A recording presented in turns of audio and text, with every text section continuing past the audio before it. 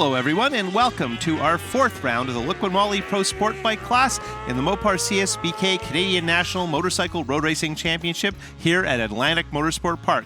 We're here for the second round of our doubleheader weekend at Shubenacadie, presented by ProCycle and Honda Canada. Today's Liqui Moly Pro Sport Bike second Atlantic round is brought to you by Dalton Timmis Insurance, Motovan, Magneti Marelli, and Dunlop. Hello everyone, this is Colin Fraser and I'm filling in for our series announcer Frank Wood. I'm joined here in the announce booth by racing veteran Andrew Murray. He's a former organizer, racer, and an official on the national and international scene. Hi Andrew. Hi Colin, it's great to be here, great to be part of the series this year. Looking forward to help call this race with you. It's going to be an exciting one. Okay, so we had our controller, Andre, just hop off the wall there and tell the guys they're good for a warm-up lap. Of course, everybody just come off their tire warmers. You can see our pole sitter, Reedman, with a sticker still on his rear, come down the hill here. And of course, the goal is not to lose too much heat in those tires and get rowing as fast as you can to have the confidence. Here we look at our grid on a relatively small field at Atlantic Motorsport Park. And I think there, Corey Canfield is worth mentioning. He had a good effort on his Suzuki yesterday. Yeah, Stacy Nesbitt as well. We obviously know her from the work she's doing overseas, riding really well over there. Another local, Ron Monroe, on his Freedom Cycle sponsored GNS Renovations Canadian Kawasaki ZX6R. And that's the shot of Monroe's front fork, notable for the instructions on how to service it on the fork leg. Worth mentioning, Monroe had a bit of a dice with Michael Taylor and wound up our third man on the podium yesterday, so good strong effort for local champion Monroe. Obviously this is a good track for Kawasaki, several of the front runners on Kawasaki, and I believe, yeah, there's a good shot of Canfield as he goes through the carousel with Nesbitt on his tail, and they've got just a couple of turns to go trying to get the heat into those Dunlop Spec DOT tires before we grid up. We had a good race yesterday. Reedman was the class of the field. We'll see if anybody has anything for him. Big difference we should mention, Andrew, is of course today's temperatures nowhere near. We don't have the sun, we don't have the heat, we don't have the humidity, so maybe a little easier on the riders, but a little more challenging in terms of getting the most from your tires. Yeah, just to speak to that, Colin, the track temperature for this race came in around 41 degrees, and air temperature today only at 25, whereas yesterday it was well into 30 degrees. So. Okay, we're clearing the grid. We're under starters orders on the far top right of the screen. That's our pole man Reedman. Beside him is Thomas Kazaz on that Peterborough Cycle, Parts Canada Yamaha. Now they're all looking at those Blue Streak Racing start lights. When all the lights go off, F1 style, they will launch, and hopefully everybody times it right. Closest, of course, is Michael Taylor on his Triumph, and we're off. Monroe a little bit leisurely at the start there. He's on the far left as they head down the hill. Let's see what happens. And that was a bit of an exciting moment between Monroe. Oh, holy mackerel! There goes Liqui around the outside.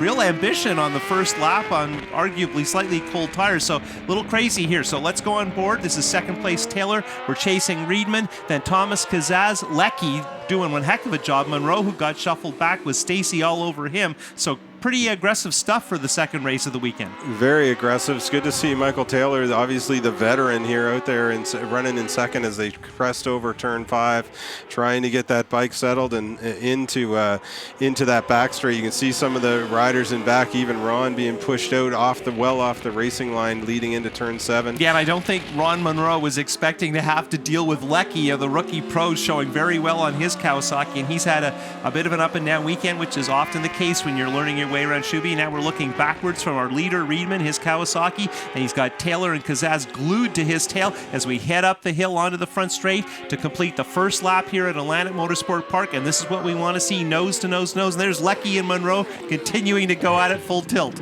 Yeah, Liqui's running really well in this race, and yesterday you'll remember how well that Thomas Kazaz ran right on the rear tire of Kenny Reedman for a lot of that race, and we'll see if that confidence that he gained in yesterday's race comes through in today's race. Amazing to watch Michael Taylor. He has so much experience, two-time overall national champion. He has so much experience at this track. 20 years ago, he was the pace setter on a factory Kawasaki in the Superbike division, and he missed some of practice, struggled with some problems, had a minor crash in Superbike, but he feels like he's hit the setup today. We'll see what happens, but this is much better than what we saw when he got gobbled up by Monroe yesterday. And look at Monroe once again going very wide there. We know the locals know some of the lines that the others don't, and we've seen several of the fast local guys going very wide and forward, just like Monroe. Look at this. Thomas Kazaz making the move in that carousel, and the entrance into the carousel just took the line away from Michael Taylor. Michael Taylor may have been just set up just a little bit off the line and left the door open for Thomas. And it's interesting, we have 50-something Michael Taylor on his Triumph, Thomas Kazaz, teenager, on his Yamaha, and Kazaz had to suck it up big time on the entrance to the carousel, and he chased it in there, and that was good stuff. And you got to admit that Kazaz seems like he's motivated to get right back on Riedman's tail where he spent the first part of yesterday's race. The question is, have they found something with that Yamaha to get a little closer to the Kawasaki today? Yeah, whether they made some changes overnight to see if they can ride with Kenny the entire race. We'll see how it goes. He certainly gained the confidence. I felt from yesterday's race, you could just see in his riding that he was, with every lap, he was gaining more and more confidence that he had a shot at beating Riedman and maybe having a shot at making a difference here. Looked like he had a shot at thinking about the draft there, and we definitely saw how these bikes are bouncing around on that back straight, crazy stuff on the roller coaster. Lots of commitment, and these riders definitely know the track. Kazaz has been a star in a number of categories, climbing the ladder last year, co-rookie pro with Nesbitt, but he's looking for that breakthrough ride, and glued to the tail of the reigning two-time champion and points leader. That's Riedman on the Kawasaki with backing from Liqui Moly. You got to figure this is how you attract attention. And just like we saw yesterday, we're seeing Ron Monroe and Michael Taylor. Ron's right on the rear wheel of Michael Taylor. Yesterday, he was able to put the move on him, and he said on the podium how he surprised himself that he was able to make that pass on Michael Taylor. It was something that I'm sure he'll remember for years to come. Well, Ron in his late 30s been fast here for a long time, but he got nothing on Michael Taylor, man. The guy knows everything. He's ridden everything. He's been everywhere, and he is still very, very fast on every kind of motorcycle, and a really welcome addition to the series in this category. Now we're continuing to watch the Sturgis Cycle Kawasaki 636 ZX Ninja of our leader. Look at that. I can't, every time I try and talk about Riedman on the back straight, Monroe's way over on the far side, and it's very exciting, and for a split second you wonder, here we go on board with Kazaz, and we know he made that nice move on Taylor here into the big carousel at the far end of the track. Now I think compared to yesterday, we are seeing that Riedman is maybe pointing and shooting, picking the bike up onto the tire more, as if he's not quite as sure of the traction. Yeah, it appears that way, and it also appears maybe that Thomas is taking those corners a bit, carrying more corner speed in as he goes in, and able to stay on the rear wheel of Kenny, whereas Kenny is doing more of a point and shoot. It's interesting when we watch Ron in that fight for third with Michael Taylor. We'll see if he tries to change the line as they come through turn 4, setting up over the roller coaster. He might just have to lay back a little bit to try to be able to make a move at the end of the roller coaster, maybe into that turn 8-9 section. And we know the Nova Scotia fast guys don't like to show too many of their lines, and over the history of the sport here, over 4 decades at Atlantic Motorsport Park, we've had a real long run of very fast Atlantic guys who know some tricks here at Shubenacadie, a track that really separates the men from the boys. It does. It's really that back straight. We sometimes call it the not so straight. It has 2 kinks in it, and as we mentioned yesterday, a lot of elevation changes, so it can be a lot of work to get the bike settled for that real important turn 7 section. One of the great things about these onboard cameras provided by Motovan is that it's very hard to get a sense of how crazy the elevation is here. The onboard certainly helps, but very, very hilly, and honestly, unless you're in a man-made part of a building, there's nowhere flat on this whole racetrack, and it's really hard to envision how crazy that is when you're riding a motorcycle. However, I would also argue that once you get your comfort level, it's so crazy fun because the elevation changes really make the riding entertaining. But the tricky part is it's a fairly narrow, fairly bumpy track, so finding a pass, particularly against a very good rider, and that's what Kazaz is trying to do against Riedman, not easy. Typically, it's interesting with a lot of these riders who show up to the track early on. Maybe it's their first time here. Look at that. He looks at Thomas looking to make a move over 5. But some of those riders who show up the first time, the first thoughts on the track is that how bumpy it is, but by the end of the weekend, they're talking about how much they really enjoy the track. Yeah, it's a terrific challenge, and there's really nothing like it. You really have to probably go to England to find a track of this type. Now, again, Riedman today, although I would say Kazaz is riding a little bit better and a little more confidently, Riedman doesn't seem in the least bit uncomfortable or unnerved. He's not changing things up. He doesn't seem to be doing things much differently. A little more confident. I believe this is Riedman yesterday scored his 8th straight win, so it's a year ago. Basically, this weekend at Shubenacadie, he started a win streak in this category. Now, some of those races were won on Triumph last year. He had 2 titles with Triumph. Now he's aboard the Kawasaki in both this class and in the Superbike division, where he's also a front runner. And of course, lots of discussion about whether running in this class early in the day helps him or hinders him in terms of fitness. Of course, today, lower temperatures will be much easier on the body, and I think at this track it's easy to think, well, these are young guys, they work out, they're fit, but it's not just that, it's the demands of the track and how much you hold on. And even some very, very healthy people who work out and whatnot can get into trouble here because it's so hard to look at Kazaz swing way out and have a look, but Riedman didn't close the door, but there really wasn't an opportunity. Not an opportunity. We'll see how he comes through turn 8 here. He really wants to try to show him a wheel, but can't quite do it there as they come into that carousel section. Again, with this track being so technical, it is difficult to find a good spot to pass. So sometimes through turn 10 there, you will see guys make some moves there. And then on the front straight, if they can get a really strong drive, you'll see something happen down into turn 1 in some cases. You saw the pit boards come out. Riedman's getting +0 on Kazaz. He might not have seen him. He might have heard him because the engine notes are slightly different. The Yamaha may be a little higher pitch. And right behind, you can see Taylor with Monroe right on his tail. Taylor's getting a pit board that says +0 too. So we've got a battle for the lead and a battle for the last podium spot. A little closer, a little more aggressive than yesterday. And Kazaz is a little more with Riedman than he was before, and I definitely think the Taylor-Monroe battle is a little better than yesterday. It is, and something worth noting is when we were talking to our friends at Dunlop this morning before the race, these 2 riders running in first and second, Kenny Riedman and Thomas Kazaz, are both running this soft rear tire, and everyone else in the field opted for the medium. So we'll see how these 2 tires maybe, how they progress throughout the race. We might see that rear tire start to let go a little bit. It's hard to say. Less heat soak in the track because we're not getting the direct sun. Less overall temperature would suggest a softer option certainly is going to be better earlier in terms of your confidence. And look at this, Kazaz working the draft. He's pulled out. He's looking up the inside. Doesn't make it work in one, but he's getting more and more.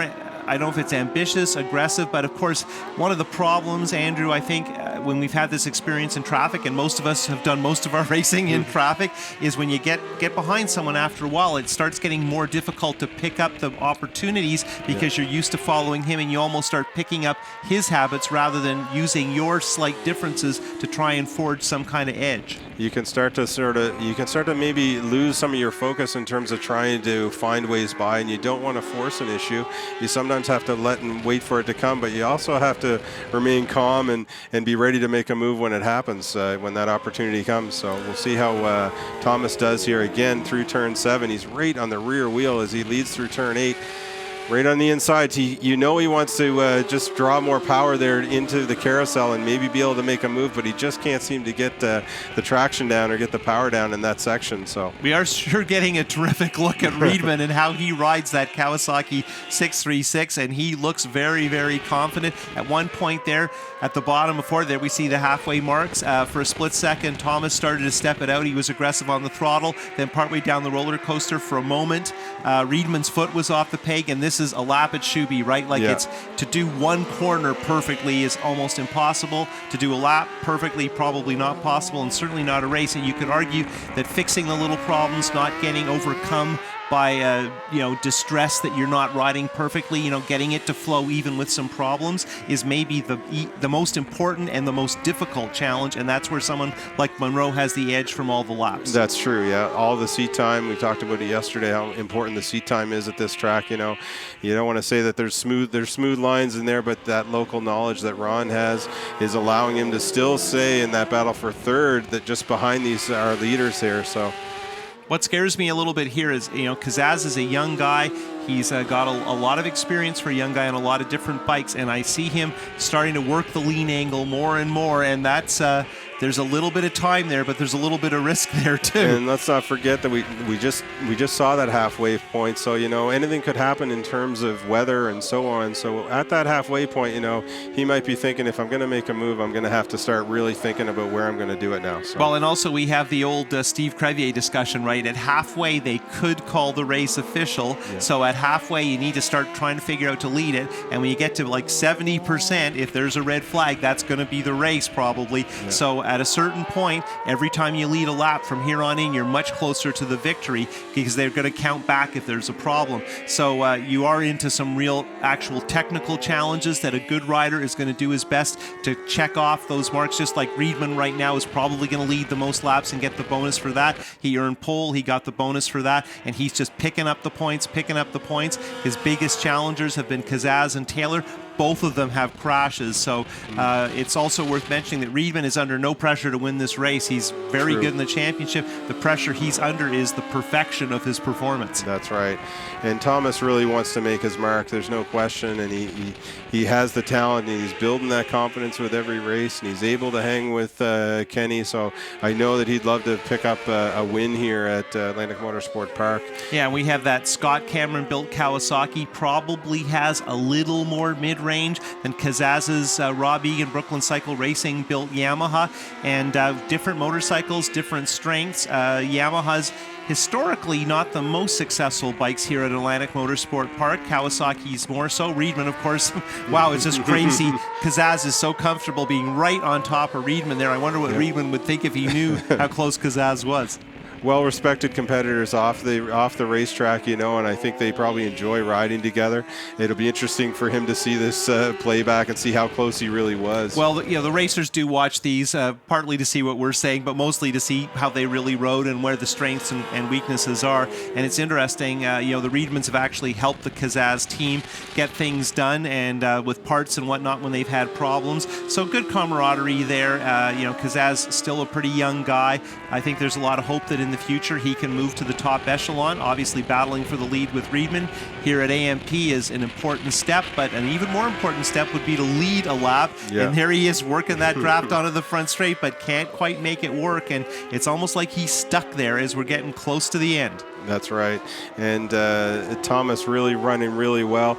And to give you an idea, when we see them as we come through turn 2 here, they're going to lead up into that turn 4 section. If we get a shot of them coming down the back straight, you can really see where they place the bike and setting it up for turn 7. And a lot of the times when you see that they can have the throttle at the stop wide open down the back straight and still manage to get set up right in the perfect spot for turn 7, that makes all the difference. So as they come over turn 5, we'll see how well they do as they come down through that back straight, and as they set up, they should be right on the edge of the track right through here and still be able to keep it next to the grass leading into turn 7, which they are. Yeah, and we know that Riedman commented yesterday about it's nicer, more fun to ride the 636 because you can hold the throttle open with more confidence. You don't have to be as well judged. It's maybe fewer variables is the way to put it, but definitely a 600s class middleweight motorcycle suits this. Oh! Whoa! Very big incident there, heading up the hill towards the final turn 11. Kazaz got spit. There's no other way to put it. I'm not sure what happens. We'll see a replay. Now we're on board with Riedman. He doesn't know it, but he is gone, baby, gone. And there you see Taylor and Monroe, and they're now racing for second. Tell us what happened. Here's the replay. You definitely see Thomas losing rear traction coming through turn 10. I talked about that section earlier, and it is a popular spot that you can make a pass on the outside of 10, but it's tricky. But he's well on the inside there as he loses the rear, tries to hold on, and it just grabs traction and spits him over the top. Looks like a 100cc supermoto when the front end starts going, and I think he hung on amazingly well. We go back now. This is the battle for second place. We're not trying to see who's going to get on the podium. More than likely both these guys are. Nice wheelie from the Triumph of Michael Taylor. He's trying to hold off Monroe, and these guys have been going at it in a similar fashion to what we've seen for the lead. Riedman is now, no other way to say it, really safe in the lead. And there's that good shot of the front end of that Monroe Kawasaki as he hunts down Canadian racing legend Michael Taylor on that GP Cycles Castrol Triumph. Now this is a 675 triple, the kind of bike Riedman took to our last 2 championships, and definitely suits Taylor's, I guess I would say, traditional riding style. That's right, and Ron again doing really well. We could say that he maybe shook that monkey off his back yesterday. He had some bad history running in third in these Canadian Nationals and crashing out, but he was on the podium yesterday, and now he's thinking probably, okay, I got a podium spot here now. Do I continue to try to push for second now and see if you can't beat Michael Taylor? Well, I think we've all felt for Ron that he's capable of a good result here at his home track, and I do somewhat worry after that great effort yesterday that he might not necessarily want to take on Michael Taylor because Michael Taylor is one very difficult guy to pass, and he is just so savvy. We saw at Shannonville at our opener, no one in this class used the track the way Michael Taylor did. He is just so confident, and his riding style is a bit traditional, but that doesn't make it slow. And again, he just has so much seat time and experience, and the last bike, well, a little wide there. Last bike he rode here was a Harley V twin, so he's tried everything. It's amazing to watch, really, and and we talk about how much local experience Ron has, but I can guarantee that with every lap that he was behind Michael Taylor, he was probably taking notes, in terms of, wow, how much further into these turns can I carry him, and how much more corner speed can I carry with that traditional sort of style that you see with Michael Taylor. Only a couple of laps to go, and during our conversation about Taylor and Monroe, I'd have to say that Taylor has made the break, and again, his riding style so different from, say, Riedman's. There you can see on board with the Taylor Triumph, the GP Cycles sponsored machine, as he heads in a part of the track that I think really takes a lot of laps and confidence downhill. A lot of little sort of medium-sized bumps. Right where Taylor is now, the locals can go really wide through there, but the rest of us have to stay on the inside because we just don't know the route. And definitely a place where someone like Monroe will be making time every lap. Yeah, he'll know right where he needs to be, and if he does need to be on the outside, he'll know what line to take on the outside to go through, and that is that local knowledge that he has. And he sees the track every year and knows the changes that it takes every year. That track does change every year. So. And we should mention our event, which is sponsored by Honda Canada and Pro Cycle, the big shop in the local area. There have been a number of changes. We don't really see them that much, but some adjustments to the track, some new gravel traps, some things moved, a little bit of detail work. So ongoing work here at Atlantic Motorsport Park. Not a huge number of spectator events here because we're on the far east. They don't have a big sport car race like Canadian Tire Motorsport Park, but they certainly do have lots of local racing, and they're very proud of their track, and rightfully so, because there's really almost nothing like it. Exactly, yeah. It has, like I mentioned yesterday, the track does have a lot of character, I like to say, if you can find your way through the bumps. And as I mentioned earlier, newcomers to the track, the first comment is maybe how bumpy it is,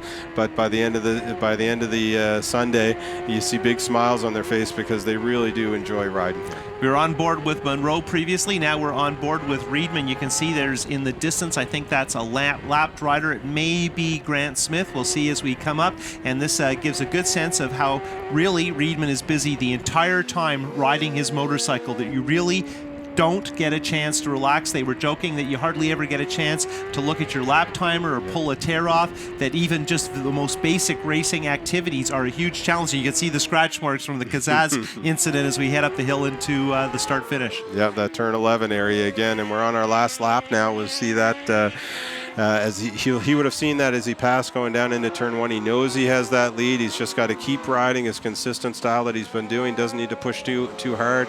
He's just going to comfortably go by Grant Smith here, probably going into turn 3. Yeah, nice and smooth. So he'll continue this pace, continue this consistency, and he should see the checker. Yeah, one of the toughest things to do is to even try to slow down, and frequently it's just easier to keep running those laps, those consistent laps. You look at your timer, you have an idea of the RPM, how you've been riding the bike, and if you can stay smooth and consistent, hit your marks and ride it to that discipline, which is so important here. It's really probably the safest thing to do. Trying to be careful or be smart or use your head can lead to all kinds of problems. Exactly. You get in that zone, and it's easier to stay and better to stay in that zone till the end of the race, and try not to slow down, and that's when problems come around. So there you can go watching Riedman, and I don't know if he's had a perfect race, but darn close. Probably more aggressive yesterday when he won. Heading up onto the front straight, and here we go in the fourth round of the Liqui Moly Pro Sport Bike Championship at Shubenacadie, Nova Scotia, and our winner is Kenny Riedman on his Kawasaki, and that is his 10th straight win, and he's now perfect since last time here at Atlantic Motorsport Park, and that's quite an achievement. Of course, that was done on 2 different bikes, an even greater achievement. Riedman learning to ride this new Kawasaki of his during the course of this season, and basically taking on a number of fast guys, and so far being able to dispatch them all, and you can see he is one happy ninja pilot. Yeah, and it does really show, to be able to run so well on the 2 different machinery, on the Triumph before and now on the Kawasaki, it really does speak volumes to Kenny's talent and how far he's come over the last number of years. And you got to think they're posing for the picture. Number 1, and he's well on his way to his 3rd straight overall national title. The man knows how to celebrate. Good crowd out here, and there we see the results. Taylor and Rowe complete the podium. Excellent race by Nesbitt, who had a good battle with Liqui. We didn't see much of it, but it was entertaining, and Nesbitt definitely finding some form here back in Canada after spending a lot of time in Europe. And we're going to move on and have a look at the rest of the top 10. So Alex Coelho, who ran up front, Corey Canfield, another good run by the local, Grant Smith, and unfortunately Mr. Kazaz, who was not credited with any points and won't win any money, although he was arguably the talking point of the race. Starting over here in 3rd place, Ron, that was quite a battle you guys had. You and Michael were playing. I saw Michael was a little bit stronger in certain areas, and you were stronger in certain areas. I know you had a lot of fun. The Kawasaki seemed to be working good. How did it feel out there today? Oh, it felt great. The bike was working awesome. It was awesome trying to actually stalk Michael Taylor this time a little bit and figure out where I could gain on to him and where he was gaining back and where I might have a chance to pass him and actually stay in front. That was another thought for there. So, how did the race feel? I imagine you heard Ron back here on your banging on your back wheel for a while there. I did. I saw my pit signals from Rob Thompson, my neighbor and mechanic. Yeah, I knew he was coming, and because yesterday I was weaker. We didn't have the chassis set up the way we needed it to. We're still not quite there. I love coming here. It's really great to see all the fans. And I was thinking last night, I don't remember the last time I came to Shuby and didn't get on the podium. And because I've had great support for so many years, so many bikes, and I really wanted to do a good job for Triumph, trying to put it on top of the box. But I knew after the first couple laps, Kenny and Casas were just a little bit too strong for me. So I thought I'd ride a smart race and just finish because I didn't do that yesterday in Superbike. What's your favorite part of the track here when you're running, especially in high competition like that? What's your best play out there? Oh, I like the back straight on this little 600 because, whenever you come here, the back straight through the roller coaster is always the toughest part of the track. And when you get off a Superbike and back onto my 636 here, it's a lot easier and so you can have a lot more fun with it.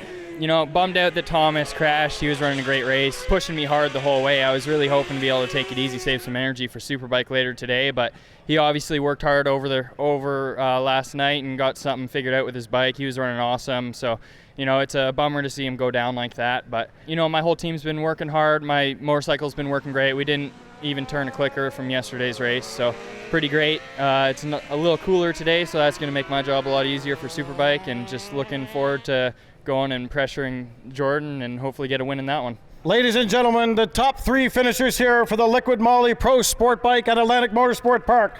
3rd place, Ron Monroe. 2nd place, Michael Taylor. And 1st place, Kenny Riedman.